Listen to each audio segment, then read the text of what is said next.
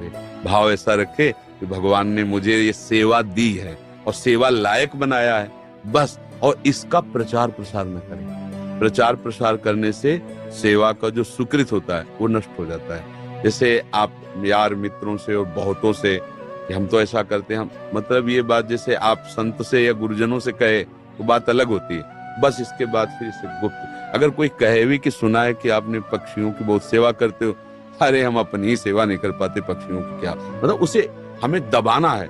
हमसे पाप बन जाए तो कह देना है, पुण्य बन जाए तो छुपा लेना है। पर अपने लोग उल्टा करते हैं, पुण्य बनेगा तो पोस्टर छपवा देंगे और पाप बनेगा तो कसम खा लेंगे कि किया ही नहीं है।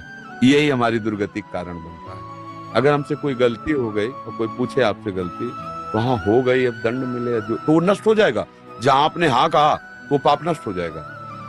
अगर सभा में खड़ा होकर के स्वीकार कर ले तो दंड मिले ना मिले उसका पाप नष्ट हो गया। और हम सभा में पुण्य को कह सकते हैं, पाप को नहीं कह सकते, देखना है नहीं।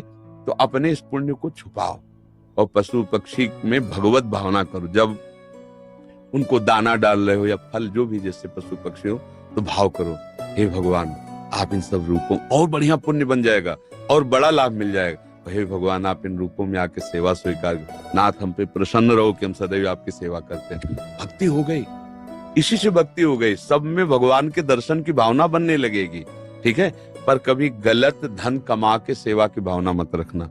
मान लो चलो 1 लाख रुपए हम गलत करके ले रहे हैं तो 10,000 की सेवा, वो ठीक नहीं है। ईमानदारी से कमाओ, धर्म से कमाओ, और फिर उससे अगर 10 रुपए की भी सेवा करोगे तो बहुत बड़ी सेवा मानी जाएगी। 10 करोड़ सेवा बेईमानी से वो तुम्हारे लिए बिल्कुल बेकार है। और 10 रुपए गरीब की एक रोटी जितना पुण्य देगी ना, राजा का उतना पूरा धन का खजाना नहीं, क्योंकि वो मेहनत से करके, और 4 रोटी में 3 में परिवार चलाया, अपने हिस्से की दे दिया दूसरे को, बहुत बड़ा दान हो गया। तो दान का ये भी स्वरूप समझना है कि गंदे आचरणों द्वारा, बेईमानी द्वारा नहीं, धर्म से कमा करके।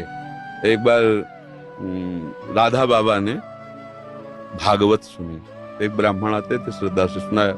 अब दक्षिणा देने की बात आई तो बाबा ने, काम तो सन्यासी है, क्या दक्षिणा दे। आज बड़े बड़े लोग बैठे थे, जिसके पास पवित्र धन हो 125 रुपया हमें दे दो। किसी की हिम्मत नहीं निकालने की, क्योंकि बाबा बिल्कुल सत्य पे प्रतिष्ठित महापुरुष। अब पवित्र होना चाहिए, इन्हें दंड मिलेगा। किसी की हिम्मत, एक घास खोदने वाला बगीचे में जो काम करता है, दौड़ के आया, बाबा हमारा पवित्र है।